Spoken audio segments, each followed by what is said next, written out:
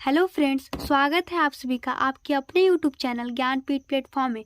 आज हम लोग इस वीडियो में क्लास 10th साइंस के chapter 3 metals and non metals के सम इम्पोर्टेंट क्वेश्चन को देखेंगे, जो कि बोर्ड की व्यू से बहुत ही इम्पोर्टेंट है और हर साल इसमें से क्वेश्चन पूछे ही जाते हैं। तो आइए फिर हम लोग अपना वीडियो स्टार्ट करते हैं।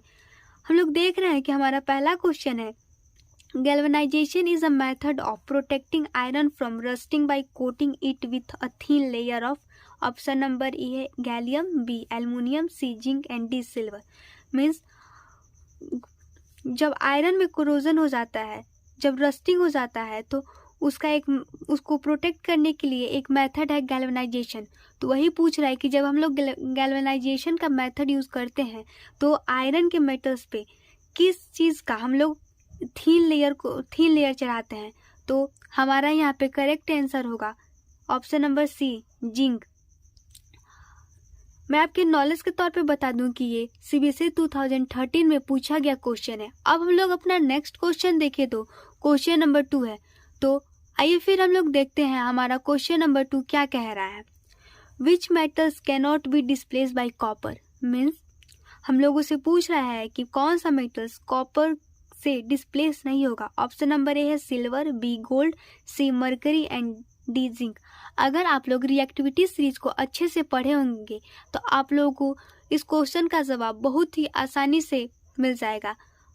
और यहाँ पे हमारा करेक्ट आंसर है ऑप्शन नंबर डी, क्योंकि रिएक्टिविटी सीरीज में जिंक जो है कॉपर से ऊपर होता है, इसीलिए यहाँ पे कॉपर जिंक को डिस्प्लेस नहीं कर पाएगा। अब हमारा नेक्स्ट क्वेश्चन है क्वेश्चन नंबर 3। तो आइए फिर देखते हैं क्वेश्चन नंबर 3 क्या है।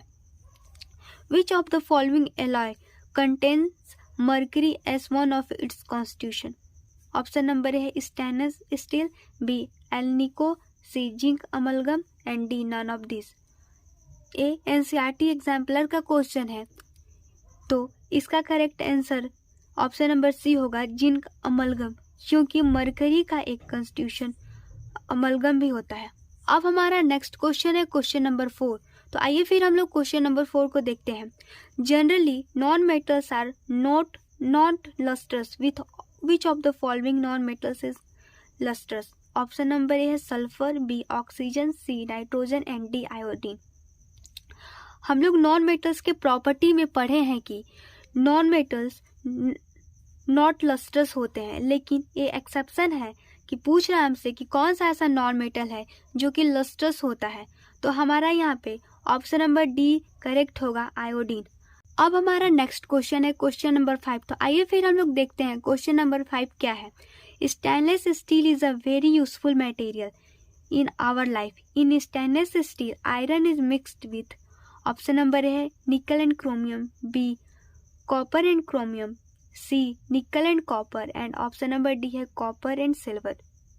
हम लोगों से पूछ रहा है कि जो सिल्वर होता है वो कई सारे मेटल्स का मिक्सचर होता है, कई सारे एलिमेंट का मिक्सचर होता है। तो हम लोग से पूछ रहा है कि जब स्टील बनता है तो आयरन के साथ और भी मेटल्स कौन से यूज होते हैं। तो यदि आप अच्छे से पढ़े होंगे तो आप लोग को बिल्कुल पता होगा कि यहाँ पे हमारा ऑप्शन नंबर ए जो है वो करेक्ट है, क्योंकि स्टील बनाने में आयरन, निकल और क्रोमियम को मिला के बनाया जाता है। अब हमारा नेक्स्ट क्वेश्चन है क्वेश्चन नंबर 6। तो आइए फिर हम लोग देखते हैं क्वेश्चन नंबर 6 क्या है। Silver articles become black on prolonged exposure to the air. This is due to the formation of Ag3N, Ag3O, Ag2S and option number D है Ag2S and Ag3N। पूछ रहा है कि जो सिल्वर आर्टिकल्स है वो कुछ समय के बाद हवा में रखने के बाद वो अपने आप ब्लैक हो जाते हैं। तो वो ब्लैक होने का कारण क्या होता है, कौन सा उसमें केमिकल रिएक्शन हो जाता है और क्या फॉर्म्ड हो जाता है। तो यहाँ पे हमारा ऑप्शन नंबर सी जो है वो बिल्कुल करेक्ट है, Ag2S। ये ब्लैक कलर का होता है, इसीलिए और सिल्वर आर्टिकल हाइड्रोजन गैस से रिएक्ट करके Ag2S बना लेता है और जिसके चलते सिल्वर आर्टिकल्स पे ब्लैक कलर आ जाते हैं। अगर इसको देखें तो हम लोग सीबीएसई 2017 में पूछा गया क्वेश्चन है। अब हम लोग देखेंगे अपने नेक्स्ट क्वेश्चन को, जो है क्वेश्चन नंबर 7। तो आइए फिर हम लोग देखते हैं क्वेश्चन नंबर 7 क्या पूछ रहा है। Metals that exist in liquid state at room temperature is option number A है गोल्ड, बी जो है वो है प्लेटिनियम एंड सी जो है mercury and option number D है पोटेशियम। हम लोग जनरली मेटल्स की जब प्रॉपर्टीज़ पढ़े हैं तो हम लोग देखे हैं कि जो मेटल है वो हमें जनरली सॉलिड स्टेट में रहता है, लेकिन यहाँ पे एक्सेप्शन है कि कौन सा मेटल है जो लिक्विड स्टेट में रहता है। तो यदि आप लोग अच्छे से पढ़े होंगे तो इसका जवाब आप लोगों को बिल्कुल पता होगा, जो कि है हमारा ऑप्शन नंबर सी मरकरी, जो कि ये रूम टेम्परेचर पर भी लिक्विड में रहता है। अब हमारा नेक्स्ट क्वेश्चन है क्वेश्चन नंबर 8। तो आइए फिर देखते हैं क्वेश्चन नंबर 8 क्या है। Metals react with dilute acid to give A. Salt, B. Salt and hydrogen gas, C. Salt and carbon dioxide and option number D है salt, water and carbon dioxide। हम लोग जानते हैं कि जो मेटल होता है वो बेसिक नेचर का होता है और जब वो डाइल्यूट एसिड से रिएक्ट करेगा तो वो न्यूट्रल हो जाएगा, और जब न्यूट्रल बनता है, जब न्यूट्रल होता है हमारा केमिकल रिएक्शन, तो उसमें जो प्रोडक्ट होते हैं वो साल्ट और हाइड्रोजन गैस होते हैं। इसीलिए हमारा ऑप्शन नंबर बी जो है वो बिल्कुल करेक्ट होगा। अब हम नेक्स्ट क्वेश्चन देखें तो हमारा क्वेश्चन नंबर 9 है। तो आइए फिर देखते हैं क्वेश्चन नंबर 9 क्या कह रहा है। Which of the following element are amphoteric oxide? Option number A है copper, B aluminium, C potassium and option number D है आयरन। यह बहुत ही आसान क्वेश्चन है, तो इसका आंसर ऑप्शन नंबर बी होगा एल्युमिनियम। अब हमारा नेक्स्ट क्वेश्चन है क्वेश्चन नंबर 10। तो आइए फिर देखते हैं क्वेश्चन नंबर 10 क्या कह रहा है। The electronic configuration of A, B and C are A 2 and 8, B 2, 8, 7, C 2, 8, 1. Which of the given element is a non-metal? Option number A है A, B, B, C है C and option number D है A and C। हम लोग देख रहे हैं कि जो A है 2, 8 मतलब 10 जो कि है नियॉन, 2, 8, 7 जो कि है क्लोरीन 17 और 2, 8, 1, 11 जो कि है सोडियम। यहाँ पे हम लोग देखें तो क्लोरीन जो है नॉन मेटल है, इसलिए हमारा ऑप्शन नंबर बी जो है बिल्कुल करेक्ट होगा। अब हम लोग नेक्स्ट क्वेश्चन को देखें तो क्वेश्चन नंबर 11 है। तो आइए फिर हम लोग देखते हैं क्वेश्चन नंबर 11 क्या कह रहा है।